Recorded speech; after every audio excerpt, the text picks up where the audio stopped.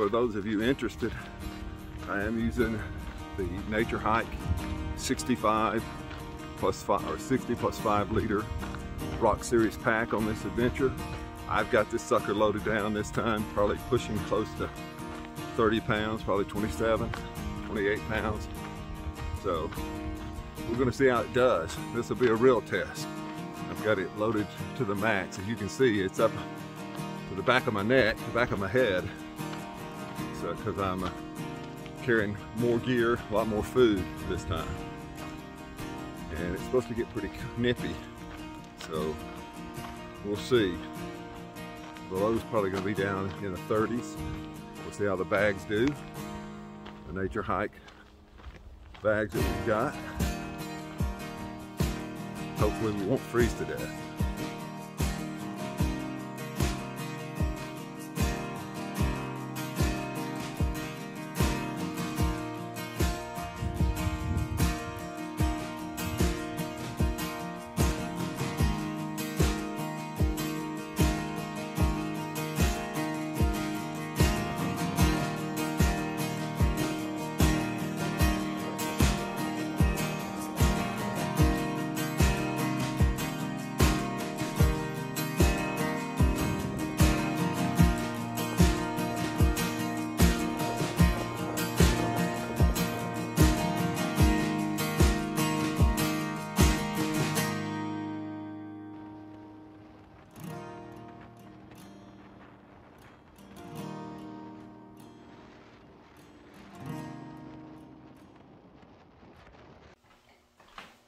Good evening, this is Dustin with Boomer Outdoors, and I'm here tonight to do a final review of the Naturehike Rock Series 60 plus 5 Dyneema backpack.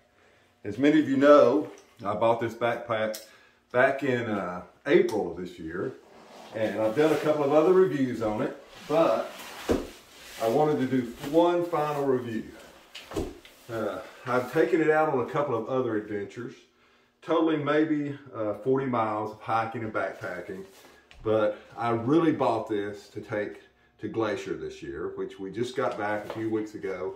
I hope you've watched some of our videos of our backpacking adventure there. I think it was an awesome place to go, and I can't wait to get to go back, perhaps next year even. But I bought this backpack because I wanted a lighter backpack and something that was a little bit bigger than what I had before, which was a 40 liter backpack. This is a 60 plus 5 back here. And so when I bought this, knowing it was a budget backpack, I didn't really know how it was going to hold up. So we took it to Glacier. We took it to the Two Medicine area. We took it for 3 days and 2 nights. It was fully loaded. I carried all the food for both my wife and I. You know, 4 days worth of food, because we were really going to stay out 4 days. We only ended up 3, but we were going to stay 4. So I had a lot of food in here. Basically, I had this packed out. Total pack weight was about 28 or 29 pounds.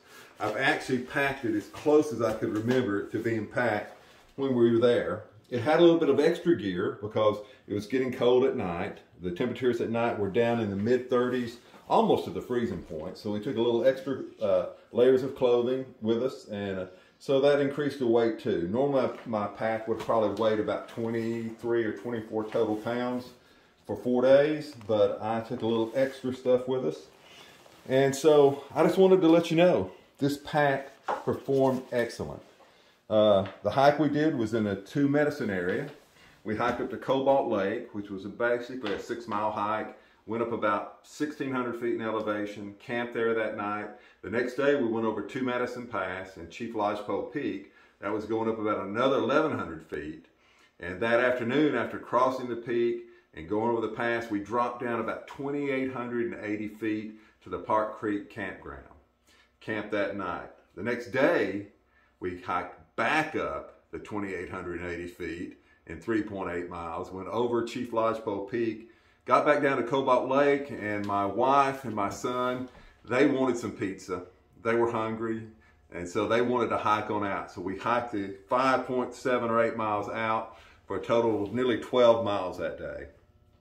And I share that with you to tell you that this pack, even at weighing 28, 29 pounds, it did not hurt my shoulders. It did not hurt my back. It carried very well. I was very well pleased with it. even these hip pockets, which I gave a lot of flack to, and they are smaller. You can get an iPhone 7 in there with a little room to spare. And over here on this side, I even stuck a couple of granola bars in here. And to be honest with you, when I was hiking out that day, going up to 2,880 feet, I had 2 or 3 granola bars in there and some nuts in a bag, and it really came in handy. I'd never had a pack with hip pockets before, so even though they're small, they did come in handy. This chest pocket, which is fixed, which doesn't need to be fixed, and it will hold about a 16-ounce water bottle. I found it perfect for my bear spray. We were in grizzly bear country. In fact, we were in some thick, heavy vegetation down near the Park Creek campgrounds with berry bushes everywhere. So this bear spray it was essential to get to it. Fortunately, we didn't see any grizzly bears. The only other thing about it is the hydration pockets. I can get the bottle out of there, but getting the bottle back in there, you're going to have to take this pack off. And that's the one real negative I saw to it, is just the hip pocket, the hydration pocket.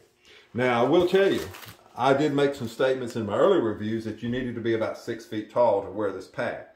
But it really doesn't have to do with height. And some people pointed that out to me, that even shorter people can have a 19 or 20-inch torso length. So while this is fixed, there's not adjustable torso length on this, even shorter people, if you have anywhere between a 19 and maybe even an 18 and 21-inch torso length, this pack would work on you.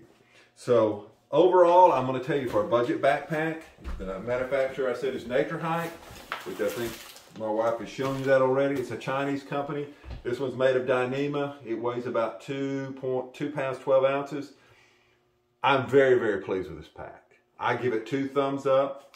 I'd like to get your feedback on it. This will be my last review on it, but tell me if you've got one, what you think of the pack and what you think of my reviews, and just let me know, your overall feelings about this pack. I thank you for watching. I hope you found these reviews of this pack helpful. And look forward to coming reviews. I'm going to do a review on the Naturehike CW400 sleeping bags also, which we took. So be looking forward to that. Good night.